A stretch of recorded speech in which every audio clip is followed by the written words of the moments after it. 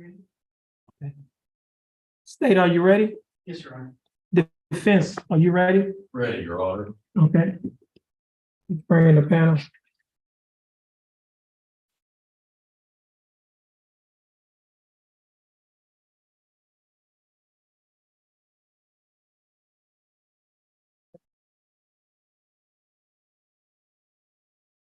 Somebody might show up.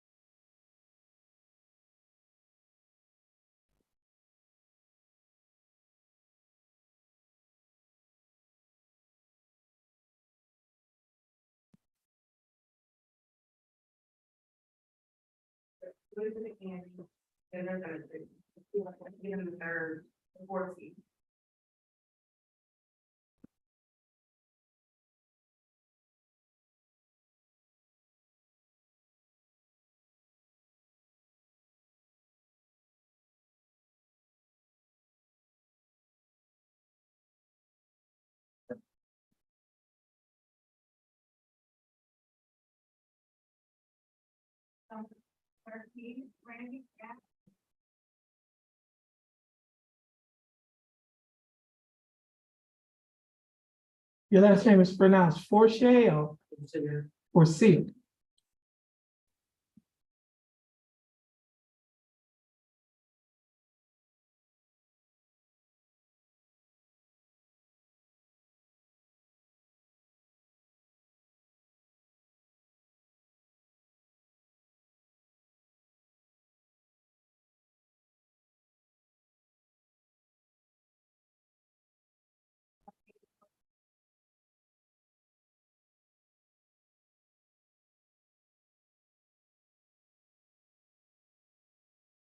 Randy Cash?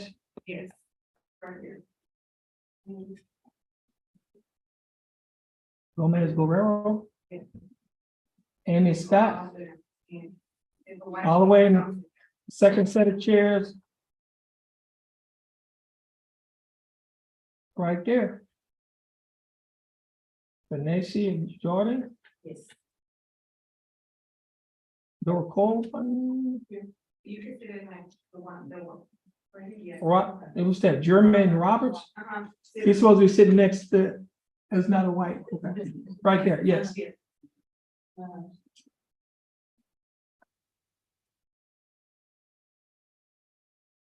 What number?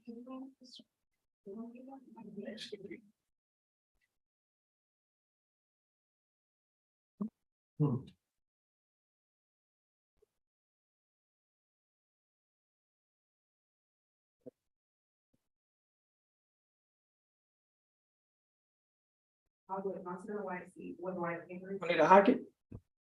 Okay. Sit right there, and you. Kendra James is gonna sit next to Miss Hockett. And Biggers gonna sit with the black and yellow tape. Okay, thank you.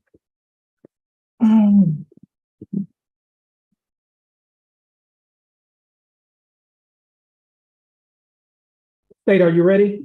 Ready, Your Honor. Defense, are you ready? Ready, Your Honor.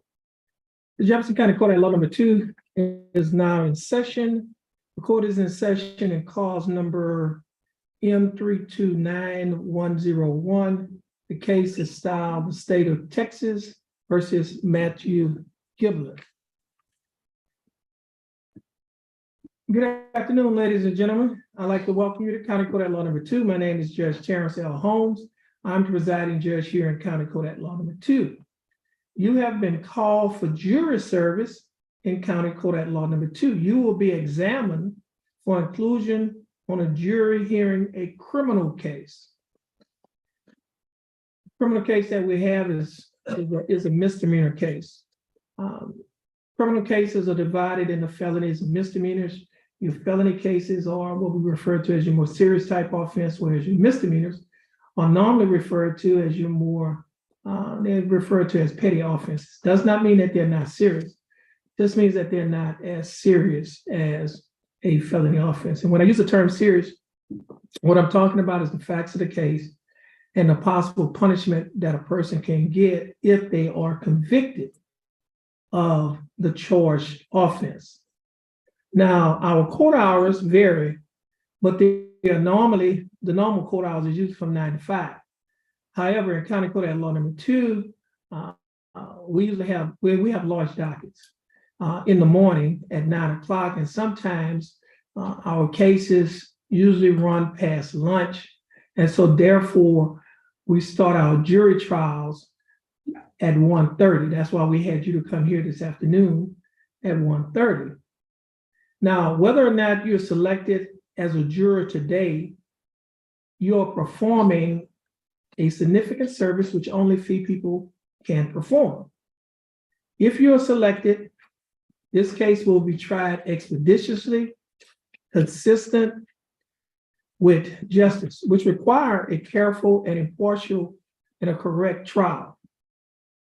If selected on the jury, unless otherwise instructed, you will be permitted to separate for recess, for meals, and at night. I have one of two administrative duties that I must perform. So at this time, I will perform the first administrative duty. I need each and every one of you to raise your right hand. And once I finish giving you the oath, please say, "I do." Do each of you do solemnly swear or affirm that you will make true answers to such questions as may be propounded to you by the court or under its directions touching your service and qualifications as a juror, so help you God? Okay, you may put your hands down. The law requires that each of you must possess certain qualifications before you may be considered for service as a juror. Also, there are certain excuses and exemptions some of you may wish to claim. Now, first, I would like to determine if all of you possess the qualifications for service on a criminal jury. Now, it is very important that you answer these questions truthfully. If you do not, and the lawyers or I discover this fact after you are seated as a juror, the case could be retried and you may be held in contempt of court and placed in the county jail for up to 180 days and fined up to $500. Now, the way I'm going to ask the first series of questions to determine whether or not you qualify to serve as a juror, I'm going to ask a series of questions. I do not want you to answer the questions out aloud individually. Just answer the question to yourself. And then when I get to the last question, after I finish asking the last question, I would then ask you, is anyone disqualified under the law? And if you think that you are disqualified under the law based on the way you answered one or more of the questions, I'll ask you to raise your hand. And then once you raise your hand, we will ask that you will come up before the bench individually, and then we'll be able to discuss the matter more privately. And when I use the term more privately, what I mean by that is we're going to turn off the YouTube, we're going to turn off the mic, and we're going to put this device on so that the rest of the panel will not be able to hear what we are discussing at the bench. Okay. Does everyone understand? Okay. Now, first question that I need you to answer to yourself is as follows. Except for failure to register, are you a qualified voter in this county and state under the laws and constitution of the state of Texas? Have you ever been convicted of theft or any felony? Are you under indictment or legal accusation or on deferred adjudication for theft or any felony? Now, I always pause at this next question because I just have to explain to you that this is a question that I have to ask by law. I'm not trying to pry into your personal business. And the question is as follows.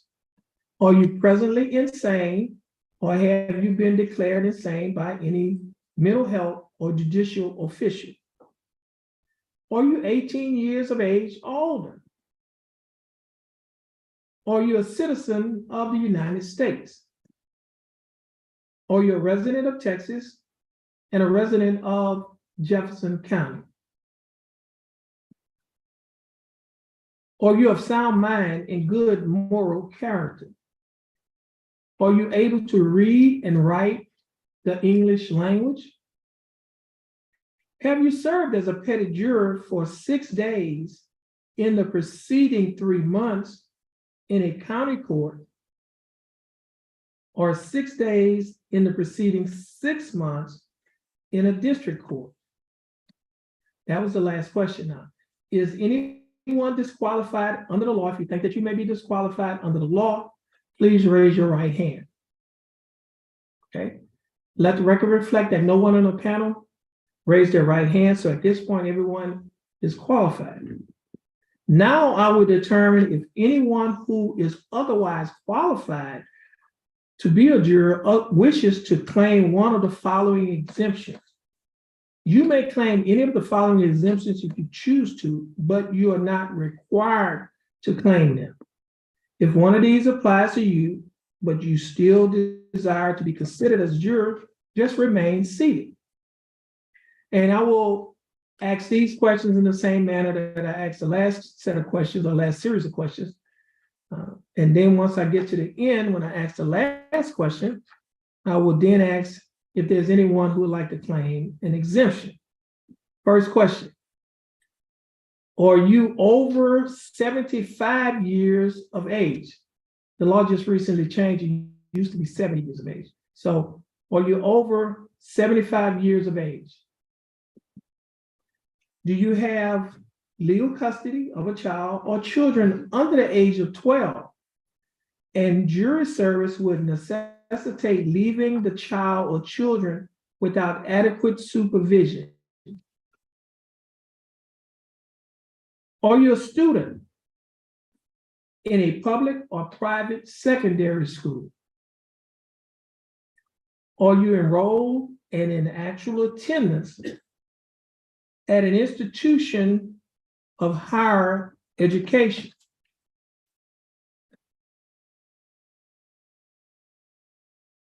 Are you an officer, employee of the Senate, the House of Representatives, or any department, commission, board, office, or other agency in the legislative branch of state government? Have you served as a petty juror in the county during the 3-year period before today? Are you the primary caretaker of a person who is an invalid, unable to care for himself or herself? Are you a member of the United States military forces serving on active duty and deployed to a location away from your home station and out of Jefferson County? Is there anyone who will be claiming an exemption? That one person.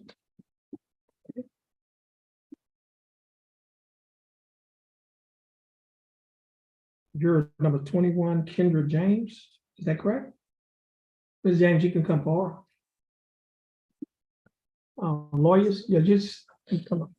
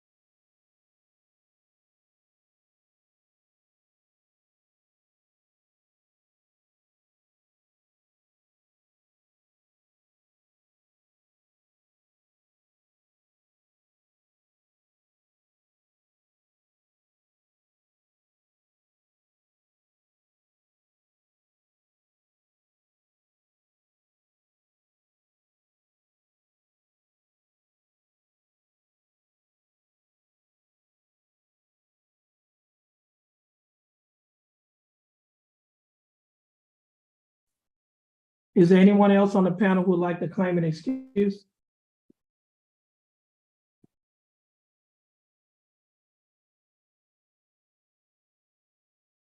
Okay, let the record reflect that the remaining members of the panel are qualified. No one is claiming an exemption or excuse. So at this time, we will move forward. You had something? Oh, okay. The time now is 2:16 p.m. on today's date of October 24th, 2023. The court is in session in the case of the state of Texas, when the case of state of Texas versus Matthew Giblin, cause number M329-101. The defendant is Mr. Matthew Giblin. Mr. Matthew Giblin is represented in his case by his attorney, Lynn Crocker. State is represented in this case. We have sitting first chair, Andrew Hubel, and we have Sarah, who is sitting second chair. Both Sarah and Andrew are assistant district attorneys working for the Honorable Keith Giblin, who is the district attorney. The court reporter in this case is Miss Ada Christie. Miss Christie will be taking down everything that is being said. So speak up when questions are being asked, or when you're answering questions, or when you're asking questions. The bailiff in this case, in the back of the room, you met her earlier, is Miss Veronica Woodle. Miss Woodle, she is the bailiff, and she will be keeping order in the courtroom. Now, the defendant stands charged with the offense of driving while intoxicated. The state and the defendant, through their attorneys, have the right to direct questions to each of you concerning your qualifications, background, experiences, and attitudes. In questioning you, they are not meddling into your personal affairs, but are trying to select fair and impartial jurors to hear and decide this particular case. If at any time you would prefer not to answer certain questions in the presence of the panel, just say so, and I will ask you to come up before the bench so that we can discuss the matter more privately.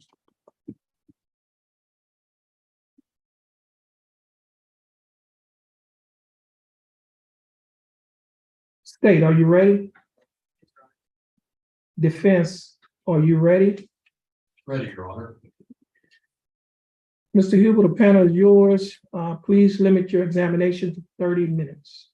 And I'll start the clock when you start your examination.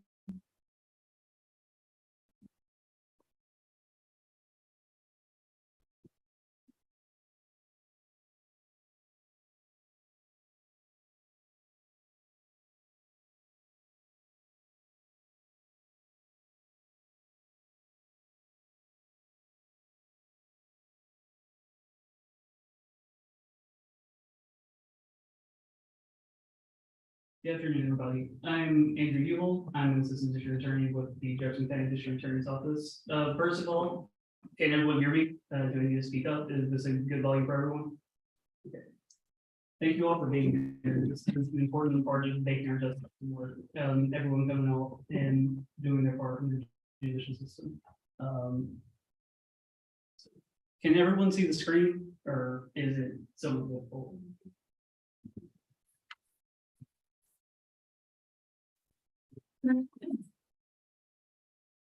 So this case, in this case, stand charge. Yes, sir. Can everybody see the screen? Or do we need to turn the lights down? So, That's better. okay. In this case, the defendant stands charged with the offense of driving while intoxicated. This is defined in the Texas Penal Code as, a person commits an offense if the person is intoxicated while operating a motor vehicle in a public place. The definition of intoxicated for the purposes of this offense. And you. Yeah. Could you speak Yeah. up, please? Speak up. please. Yes, yes, I can. The definition of intoxicated for the purposes of this offense is one, not having the normal use of mental faculties by reason of the introduction of alcohol and or drugs into the body, or two, not having the normal use of physical faculties by reason of the introduction of alcohol and or drugs into the body, or three, having a blood alcohol concentration of 0.08 or higher. The biggest misconception in these kind of cases is that the defendant in these cases has to be drunk. They have to be intoxicated. And as defined before, that is not having the normal use of his or her mental or physical faculties, or having a BAC of 0.08 or higher.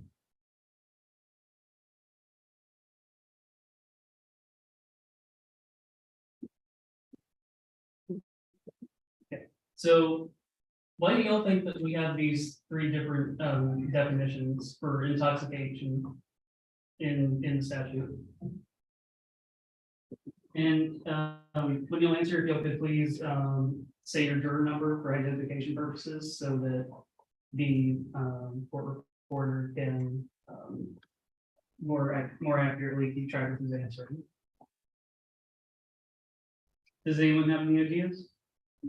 I'm number 6, and is it because a person doesn't have to take a breathalyzer? That could be part of it. Miss Elliott.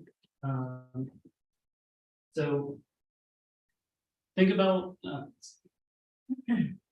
this example. These two individuals, you may recognize the movie, but or may not. But what's important is to take into account the two individuals and the way that they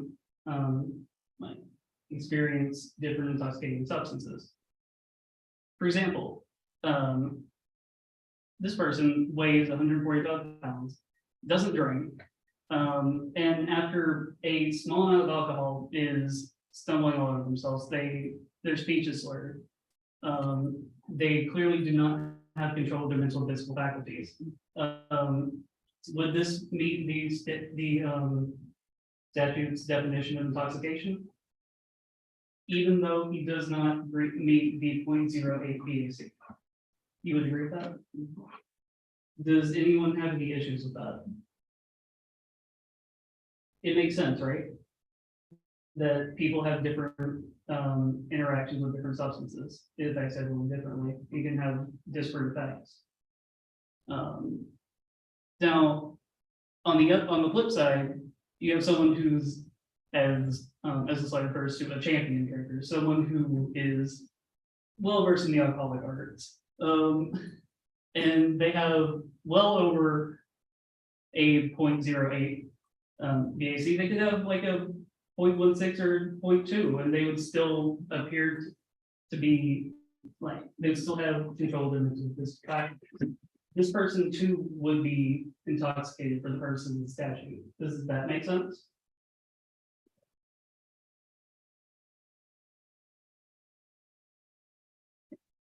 So as I was talking to Ms. Elliott earlier, both of these individuals would be considered intoxicated based on the statute.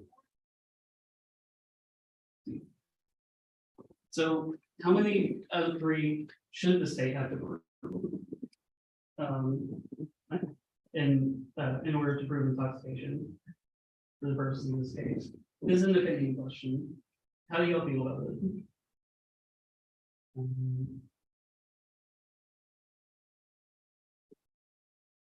Ms. Smith?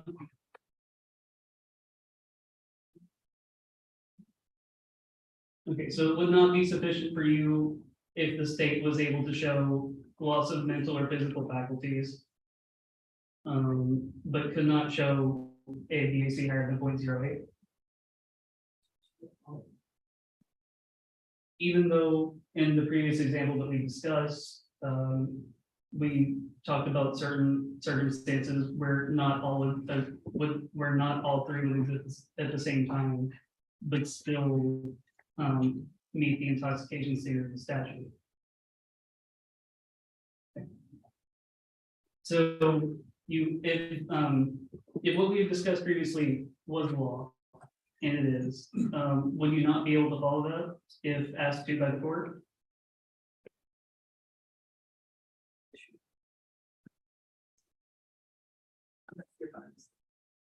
Okay, the examples we discussed before, those three ways to prove intoxication, that is the way the statute is, in the penal code. That is what you would be charged with, in this case. What I'm asking is if you could follow the law, if that was what was charged to you.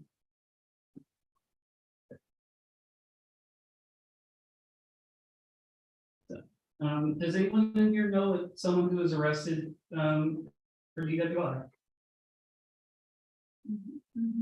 Okay, so that's, let's see, Miss Elliott, Miss Coleman and Mr. Roberts, and Miss Hockett. Okay, so. Anyone on this side? And did I miss anybody on this side? And does anyone know someone who was hurt or worse in an accident involving someone who was intoxicated? Okay, so Mr. Forcier and Ms. Bitters. Okay. Now for these questions that I asked you, for everyone involved, would those experiences affect your ability to be an impartial juror in this case? Does anyone feel that those experiences would impact you the way that make you impartial?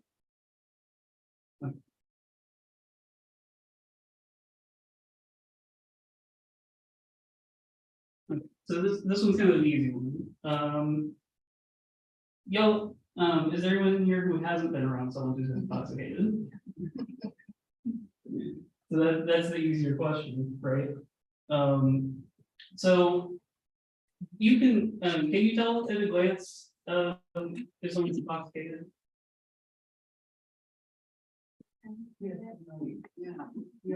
Okay.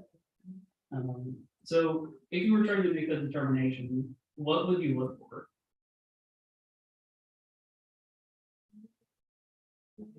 Could she state her name and number, please?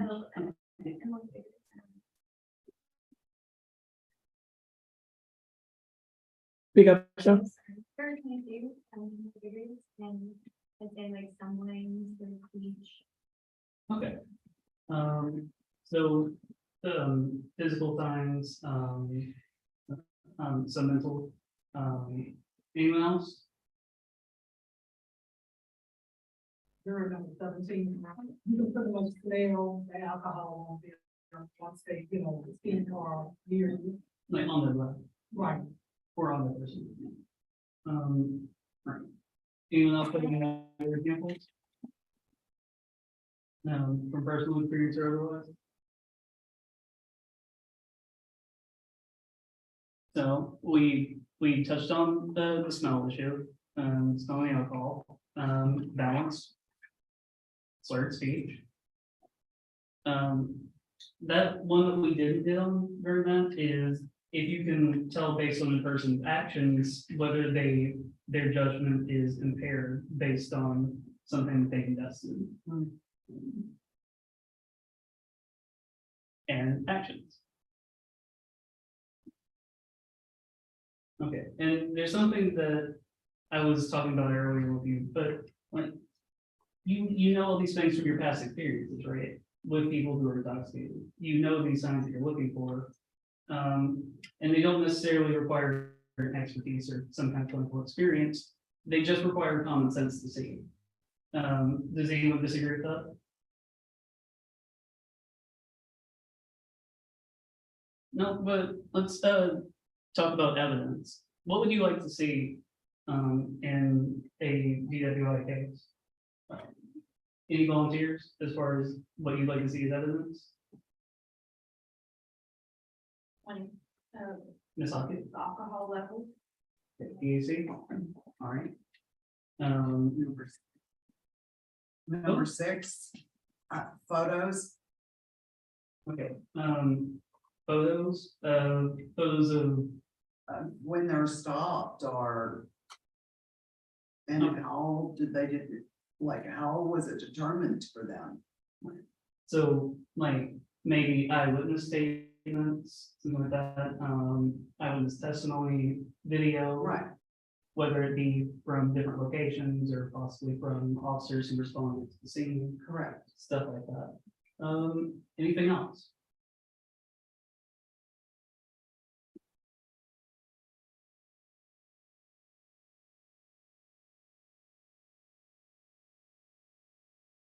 So we've talked about forms of video, like either vehicle cam or on officer camera. We talked about blood tests. They were talked specifically in regards to like alcohol, but also for drugs. Testimony of witnesses that could be civilian eyewitnesses, officers, like individuals who tested the blood. So this one is very hard to read on here. So basically what that says is types of witnesses, and it lists eyewitnesses and police witnesses as police officer witnesses as examples. And on this slide, it's asking like, how would y'all treat these witnesses? Would y'all, when listening to the testimony, would you treat them any differently when they're speaking?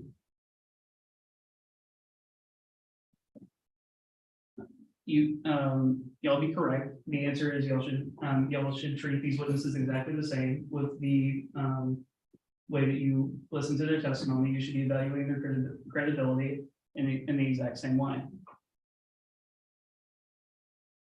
Because police officers are not special witnesses.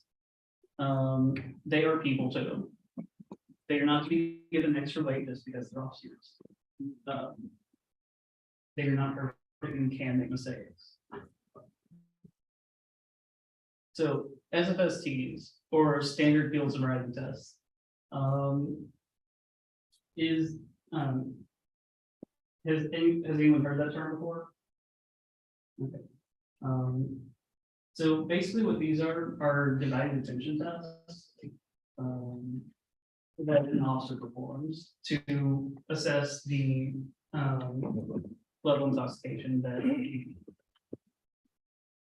that a driver has.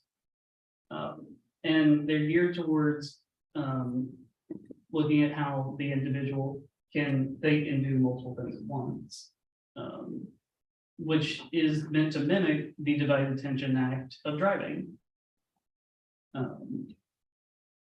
This slide just provides some examples of like the divided attention requirements while driving. Is just if you brake too late, you can do that in the car in front of you, or like if you turn too sharply, you can sideswipe another vehicle.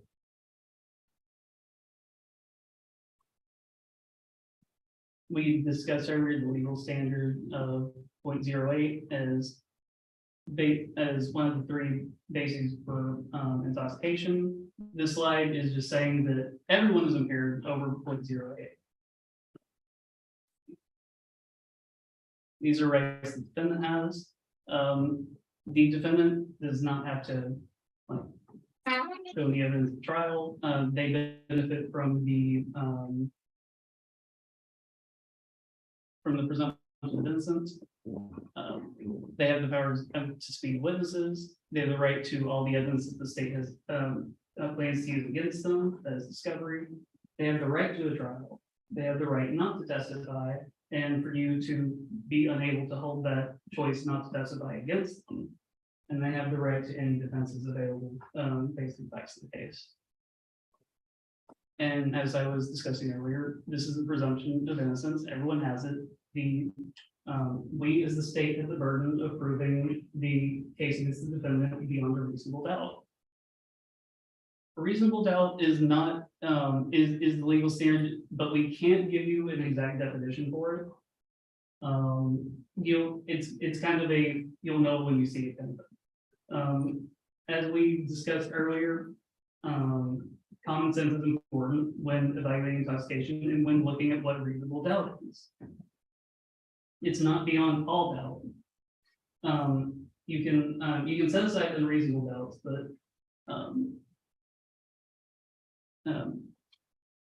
but we must prove the case beyond all reasonable doubts.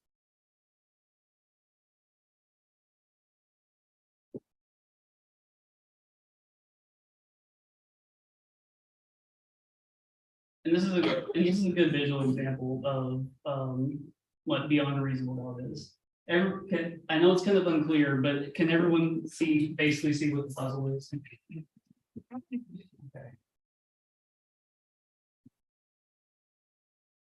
Is that better?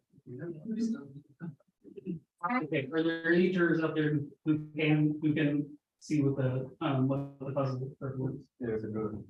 Okay, so juror number 4, you're saying it's a gun. It has missing pieces though, right? Oh, okay. So that's the same as in trial. They're going to be holding the evidence. We're not going to be able to show you 100% of all the facts surrounding the case. But the image becomes clear enough that even despite the missing pieces, even though we don't have every piece of the puzzle, you can still ultimately tell that it is a gun, correct? Does that make sense, Mr. Gibber, right? Yeah. Okay. Is there anybody who is able to see the puzzle that can determine that that the image is of a gun? Actually, these screens are really finicky.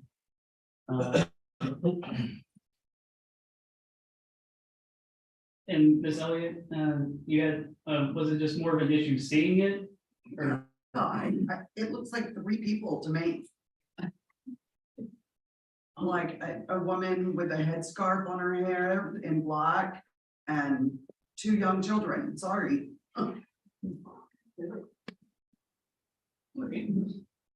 Maybe I need an eye doctor appointment. okay. Juror number 7, I'm not saying it completely as well.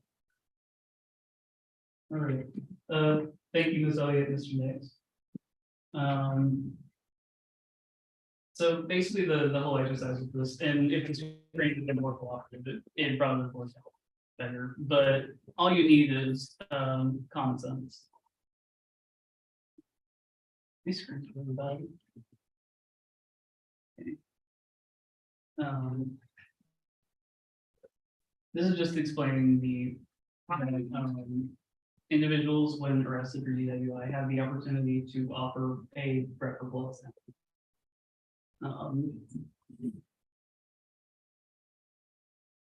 So the refusal to provide a sample is not a constitutional right and has consequences. And driving is a privilege, not a right. That's why you have a license to do so. And whenever you drive on public roads, you're giving a license to provide such a sample if you were arrested for on suspicion of this offense.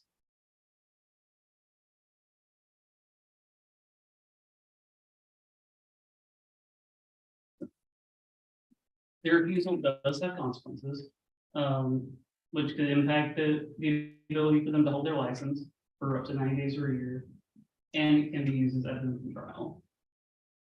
So this was kind of covered by the judge introducing everyone earlier, but does anyone recognize any party involved in this case, whether it be on the defense, the defendant, Matthew Giblin, defense counsel Glenn Crocker, myself, Andrew Buell, Sarah Staub, Judge Terrence Holmes. So no one recognizes the lady. Oh, Michelle. Judge. Right. Okay. But you don't know in person. Well, I used to work with him, Oh, okay. not technically work with him, I worked at municipal court, didn't work inside the courtroom, but I worked on the outside. of the courtroom. Okay. And what were your responsibilities in that job? I was a warrant clerk. I was a clerk at the window first and the warrant clerk. I'm no And, longer there though. and during that time, did you have any interaction relating to your job or personally with Judge Holmes? Okay, No, I mean, he was the judge, but. so you just more knew of him, and that wouldn't affect your ability to be an impartial juror in this case, would it? Okay, thank you. This is important. I know him through my husband. Okay. And that wouldn't affect your ability to be a part of this case? Okay. So an important question is there anyone for any reason, whether it be religious or otherwise, that cannot sit in judgment of another in the context of a criminal trial? No one? Everyone's good? Okay. So ultimately, the juror's duty is to decide the facts, apply the facts to the law, and follow the law. Can everyone do that for this case? Okay. Does anyone have any questions for me that you feel I should have asked during this presentation?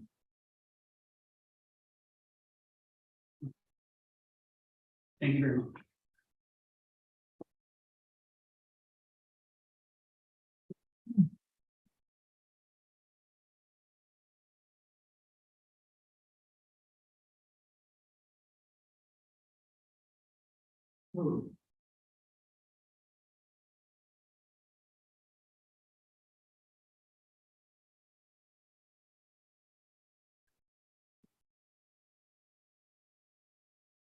Mr. Crocker, the panel is yours.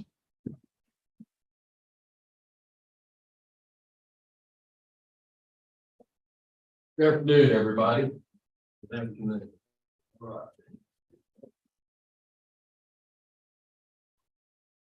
Anybody sitting here thinking, I'm not a juror that should be sitting on a DWI case.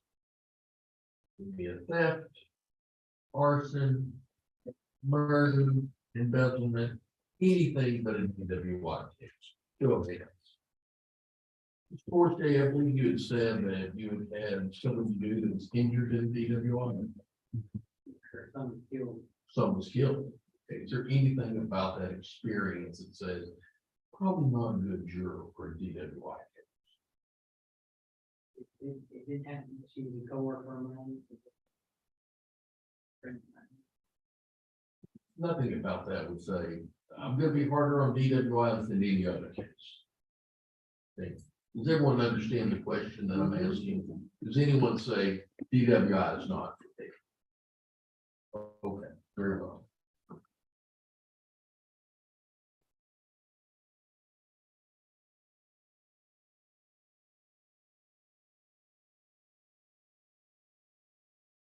True or false?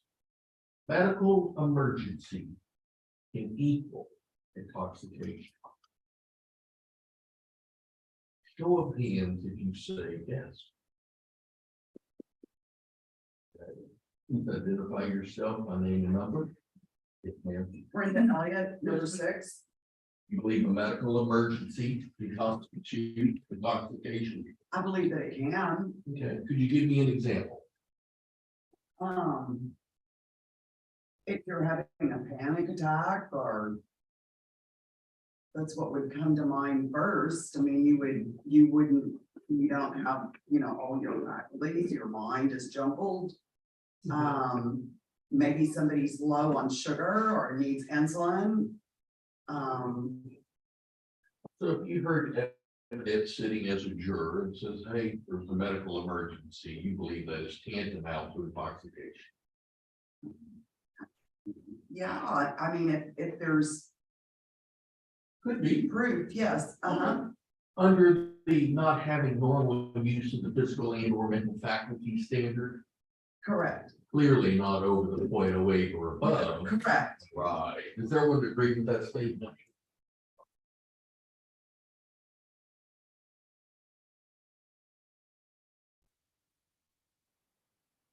True or false? It's legal to operate a motor vehicle in the state of Texas after having consumed alcohol.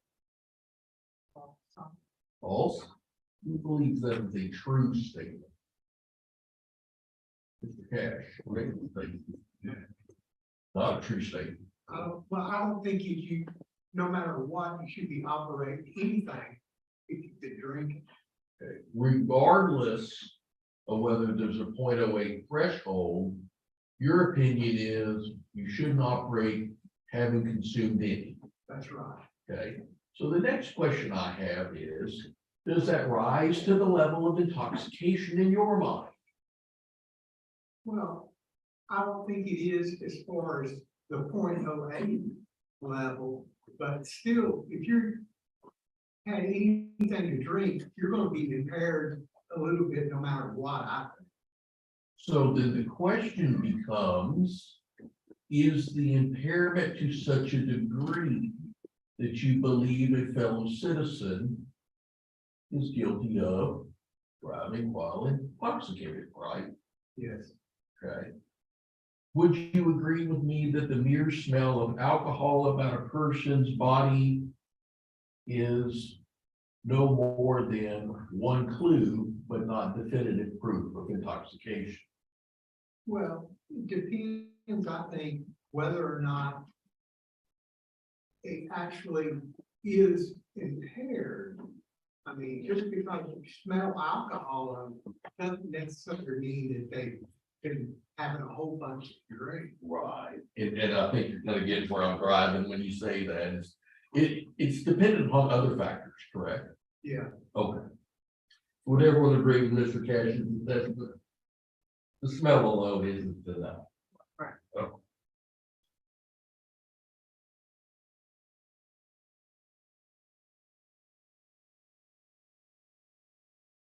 That's the state. At a level of 0.08 or above. Blood alcohol content. Would want to venture a guess? You're laughing, you get paid. Sorry. You're number seven, Yes, sir. you have to identify a certain level to just about any type of activity. Gotta start somewhere. You have to start somewhere. And somehow, somewhere, somebody said 0.08 is our jump off spot. Right. And I would have to say, it depends upon the evidence that's presented. Many of the questions that are asked, I'm sitting here thinking, after I see the evidence, I could respond, but I've had a glass of wine with dinner and later drove and did not feel impaired. If that's wrong, I'm sure I'll find out during this trial. You will not be on the trial. I always use this extreme example, but it kind of solidifies the point in my mind. You got Bob Boilermaker, and you know what he does every day after a shift? He grabs that 12 pack. Tall boy, I think I heard something, tall boy, no, we're grabbing the 12 pack. And he drinks it all the way through. And he does it day after day after day, and you're shaking your head, you've been there, you've seen the guy, haven't you? We all know him. I believe you use the example of Ogre, the professional drinker, that's what Bob Boilermaker is. And he gets pulled over by Officer Friendly, and he smells alcohol, right? Officer Friendly says, I gotta investigate Bob Boilermaker, right? Gets down on the side of the road, man, Bob Boilermaker can dance and walk and talk and do all the field sobriety tests on his head. Is he intoxicated?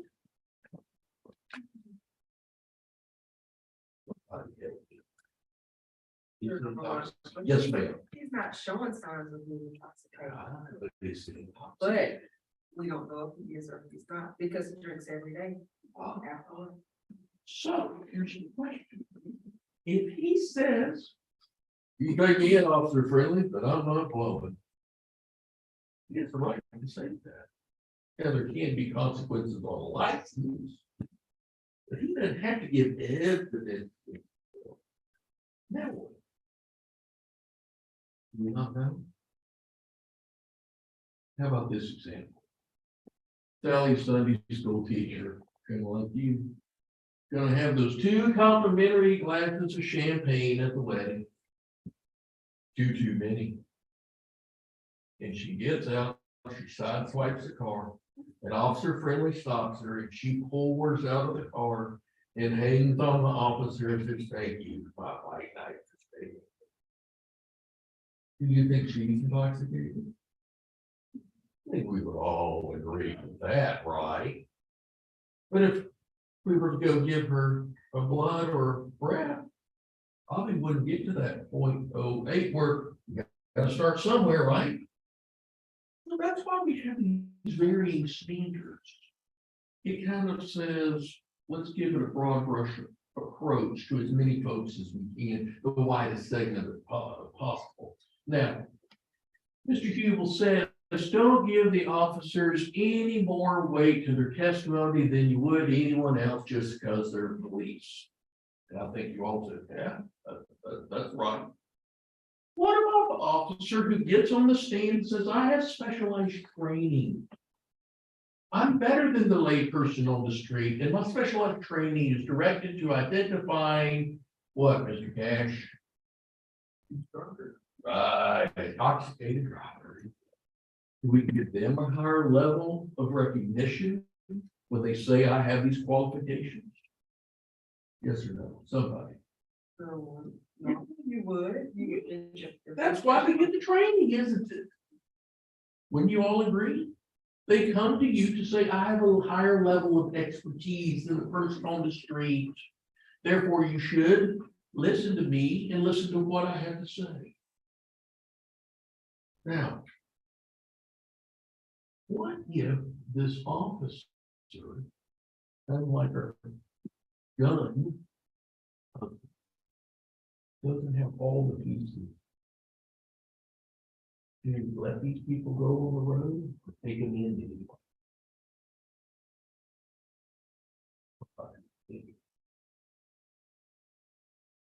Have to pick you if you don't volunteer.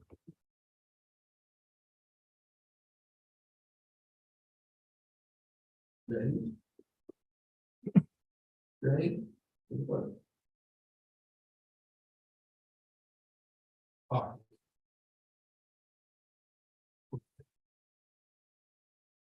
So you're saying, can you repeat the question? If we have an officer who we believe has specialized training and can't fill all the puzzle pieces in on the side of the road, should you run them in anyway? Bring them to jail anyway.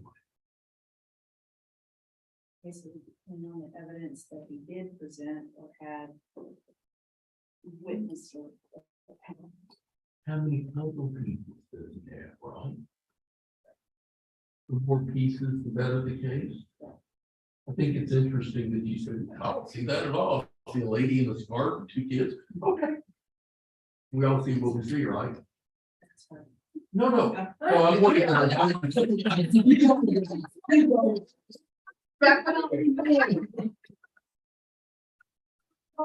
So we probably be wrong with that. So at the end of the day, an officer can give you an opinion, even though he has specialized training, and still be.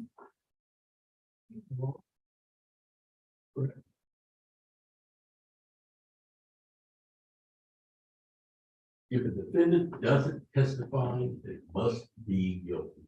Raise a hand if you believe in that. Nobody.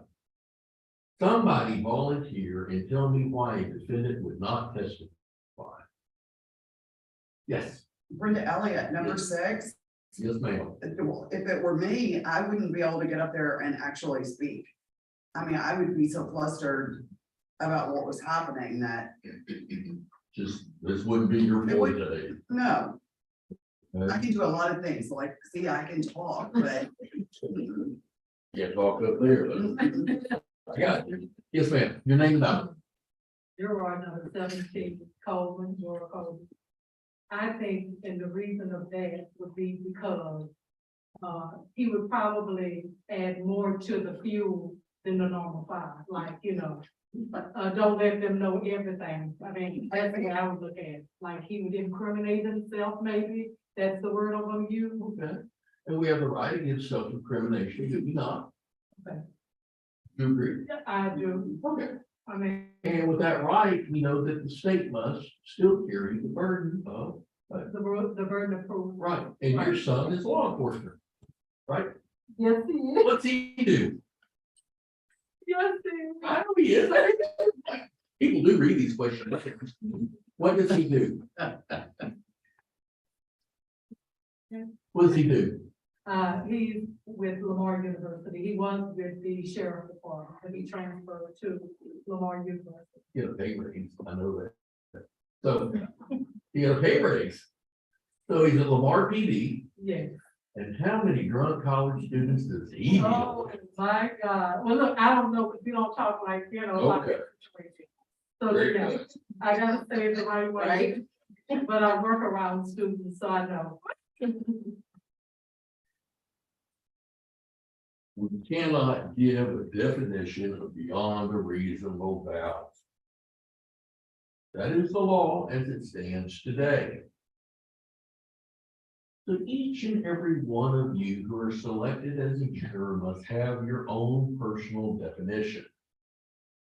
It reminds me of a case that was brought before the United States Supreme Court dealing with pornography.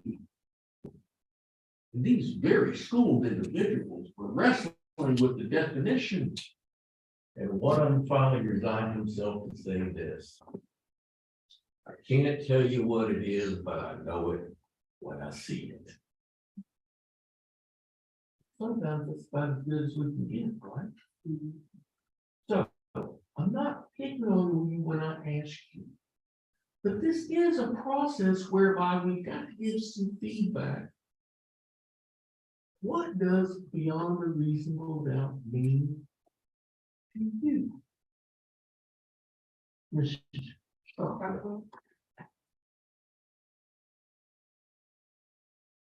It has to be some fact to something. Okay.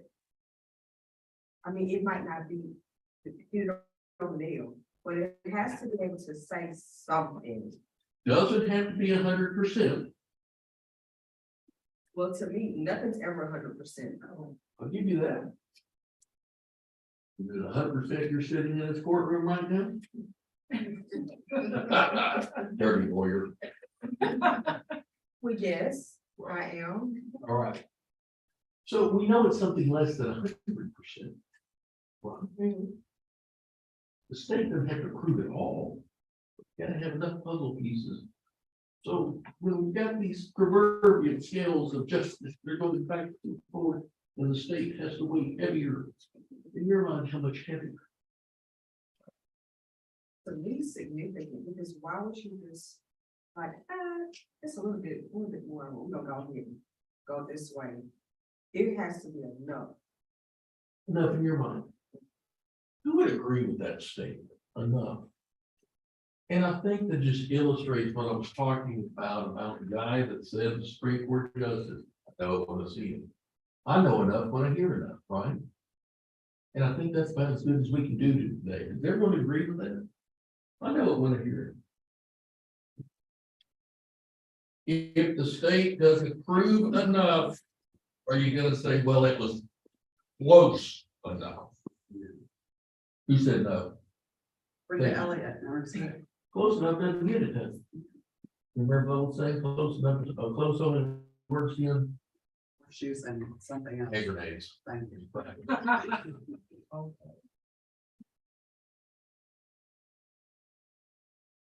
Who watches sports? Go ahead. Who gets mad at the referees because they're calling penalties? Okay. Why are we getting mad at the players who are following the rules? From the referee slowing the pace of the game down? Are the referees there for a reason? If the lawyers object because they have an opinion that the rules aren't being followed, then the judge has to make rulings. Which juror or prospective juror is going to say, well, they objected too much, they must be hiding something, therefore I'm going to penalize. Show of hands, who says, yeah, that sounds fair, I'm mad at the referee. Nobody. Okay.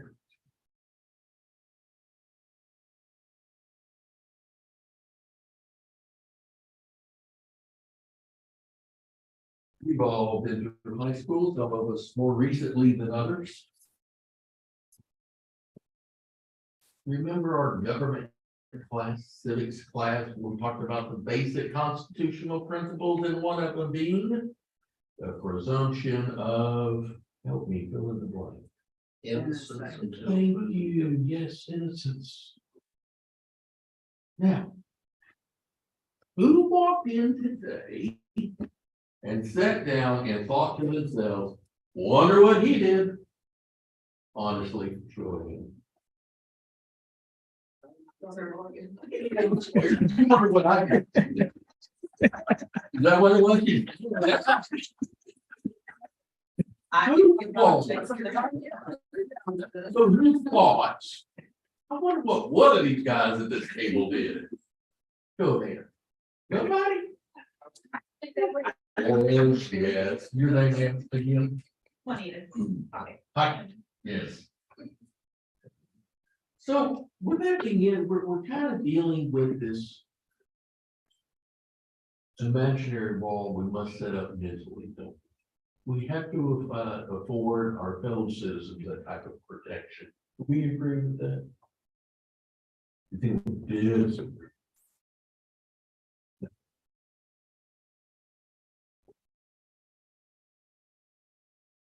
Yeah, Judge Holmes, when he asked you, have you read all the qualifications to be a juror? And he talked about being convicted of certain crimes and stuff. Good age. Have any one of you ever been pulled over by a police officer for driving while intoxicated? Yes, sir. Your name? Sir? You're Mr. Gendry? Yeah. Okay. Tell me about Mr. Gendry. Kenny? Yeah, somebody else was driving and I was passing and coming back to Houston and he got pulled over. The sobriety test and I had to take the vehicle back home and bottom the next day. So the driver got arrested, you had to slide over and drive. I'm assuming the officer ascertained whether he thought you were sober. Yeah, he asked, he didn't perform the sobriety test. Okay. Anyone else with experience like that? Has anyone here either personally or had a family member that has been wrongfully accused of criminal law?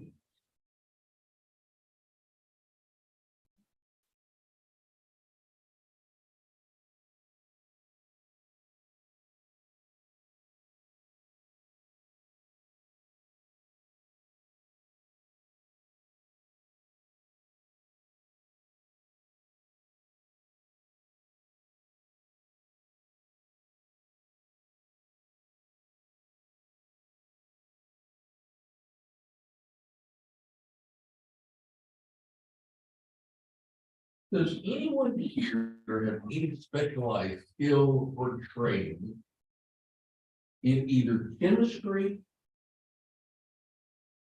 or biology that was not divulged on these questionnaires? I'm a closet CSI. I love to play with my chemistry set on the week. Anybody?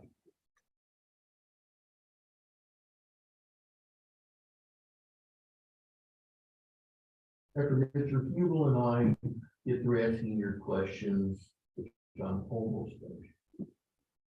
Anyone left thinking, I really don't want to be a sheriff? But sure thing. Yes, ma'am. Gotta state your name. Spirit 22, Emily Biggers. Okay.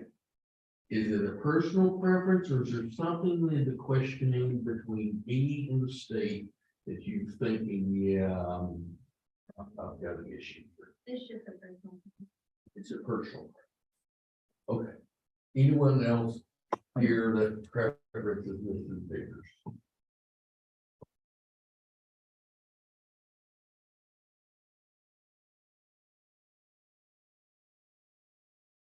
Does anyone have any hearing aids, sight aids, or need any special accommodations to sit here and hear testimony from here? Nobody.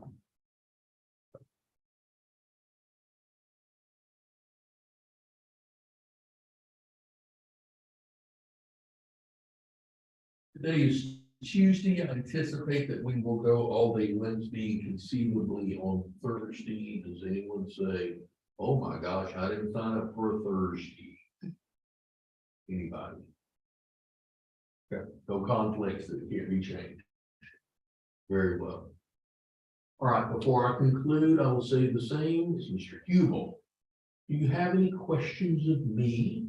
And I may be constrained in what I can answer, maybe not, depends on the question.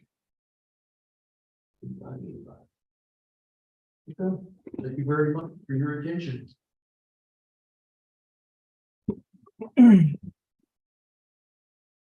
Okay, ladies and gentlemen, we're gonna ask that you follow the bailiff into the hallway. And we may have to call some of you back in for some follow-up questions. So at this time, the court will be in recess. Would you please escort the panel to the hallway? Everyone, please stand as the panel leave the courtroom.